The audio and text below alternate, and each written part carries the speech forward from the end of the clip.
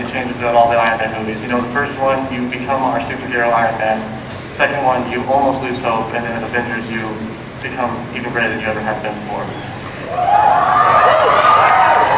Well, the idea this time is in some ways a continuance of the meditation that Mr. Favreau and myself and Kevin have been on for a while is you know, what is the need for this third picture? How does it tie it together? There's been a wish list of scenes that Don and I have thought about for a while that we had conceived with John have taken a different shape in Shane's story. And but seeing as how he has the task of directing it, I'll flip it over to him. Shane, how? Sorry, I was wool gathering? No, kidding. There's the issue of how to take a three. That's a three. That's a, you know, there's two before. That's a lot. And so to make it seem like it's part of something that was started but not concluded, to make it seem like it's the culmination of a trilogy and not just another episode, that was the task. How do you dig in?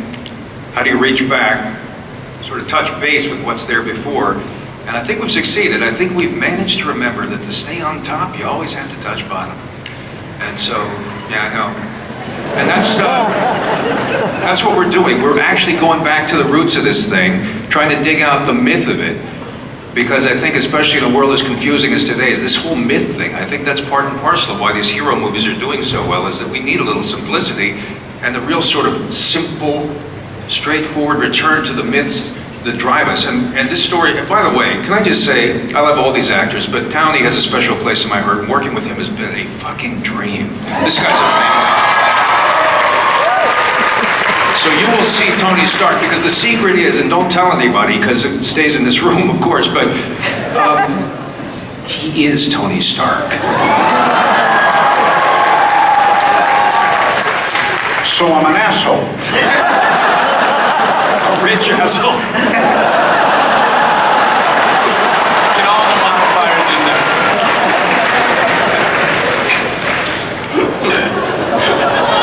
Lovable. Thank you, I'll take it. That's a hard act to follow, but hi! Hi, honey. I was just wondering, since we got the nod to it in the party in Iron Man 2, if you were going to go into Demon in a Bottle more with how debilitating Tony's drinking problems become, and what your opinion on that in general is. Yeah. Robert doesn't fall off the wagon in this movie, but because of budget cuts and our effects, there is a scene at the end where he actually falls off a wagon, just as part of the climax. It was kind of a last-minute cheap thing. We tacked on in. Well, that's the funny thing is we always liked it when we talked to Kevin and he'd say like, yeah, we like it too, and then we did it. And John, remember this whole thing? It was always like, you like the idea of him struggling with this, but there isn't really enough plot. I mean, what are we gonna do? Like sidebar for 30 days while he goes to Betty Ford and beats it up and comes back. I mean, he's got to save the world. So I think he's got the plug in the jug this time. There was a big robot rehab battle scene that we. I have to say, I feel like I have the best seat in the house in a lot of ways, because I'm getting to watch it all unfold, and from a different perspective. And watching the process with these guys has been really, really fun, because there's an enthusiasm, and it's like people coming up with new ideas that do, in addition to honoring what we had done before, bring an originality and a freshness to it that it's just so nice. Between this and honestly the Avengers as well, to see these characters grow, but yet remain consistent with the world. And what's been nice about what Kevin and Marvel has done is having all sorts of filmmakers who were all allowed to bring their own voice to it, to create a consistent universe that had different personalities. And then when Joss was able to bring them all together and make them play in the same sandbox, it was pretty amazing. And I have to say that Shane now, once again, you know, Kevin's got a really good nose for the right guy for the right gig. And Shane really, especially if you're a fan of his writing over several decades now, he brings a really nice perspective. and I think the relationship with Robert shows through. So there's a lot of really nice personal nuance to it. And can I say something too to add to that? Thank you. One word: one name, Drew Pierce. Yes. Is he in the audience? Where is he? Where is Drew Pierce? No, don't show the guy who's been doing all the work. My co-writer on this. Drew Pierce, he's British, don't hold it against him. Oh, He adds an R to the word Maya. I don't know why. He couldn't get in. that was 2 words. They were both names. Yeah, 2 words. Thanks for that question. It was a green card issue. Oh my gosh, hi Robert Downey Jr. I cannot believe I'm here. I've been dreaming about Comic-Con since I was a little kid, and I came 7,000 miles from Guam just to see this panel. Wow. So my question is, there's a huge Marvel following on Guam. It's a small island, but everybody loves you.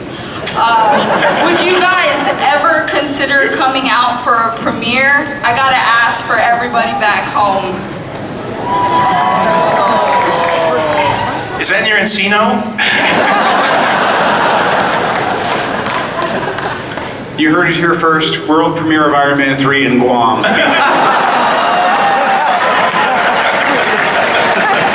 You're going to handle the catering, though, right? You're not at war, right? You're at war almost everywhere else. Thanks. We got one more question, I think. Guam is... Hi. I would just want to say, I'm turning 15 today, and it was, this is the...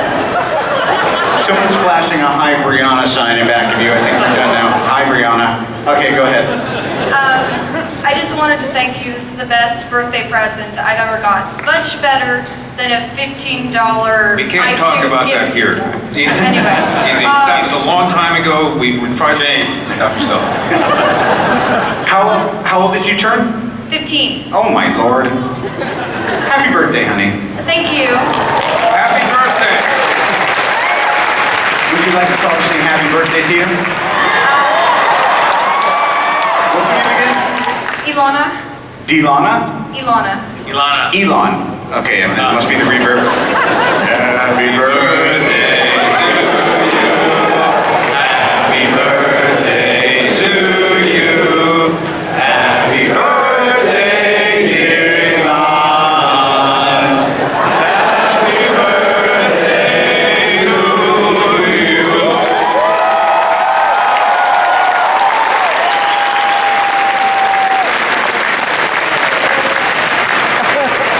And now no questions. Next. So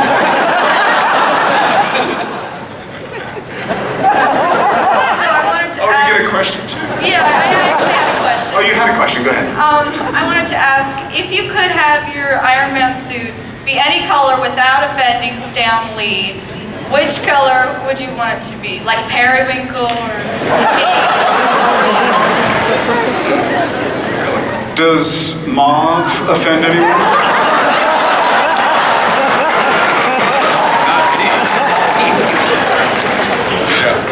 Great question. All right. Kevin Feige says one more. Bruce Banner? Will we see him in the Iron Man 3 or anywhere in Phase Kevin Feige. Well, if you remember at the end of the Avengers, he jumped in the car with Tony. And Tony dropped him off at the Port Authority, and we'll see him again someday. I think that's a great idea. I have something to say.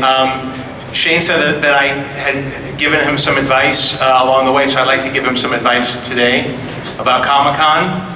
If you really want to get a good relationship with the audience here, you got to show them the footage twice.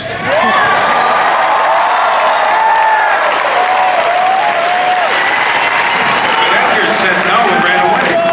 Yeah, Russell Brand, right, left, I think. Yeah. That wasn't Russell Brand, that was Edgar Wright. That explains the Ant-Man. Now I have it. No, that makes sense. You know what? I like the footage so much, I'd like to see it again. Yeah. Come down, guys. We'll take a powder and we'll have a little more time. Love you all, bye. Thanks, guys.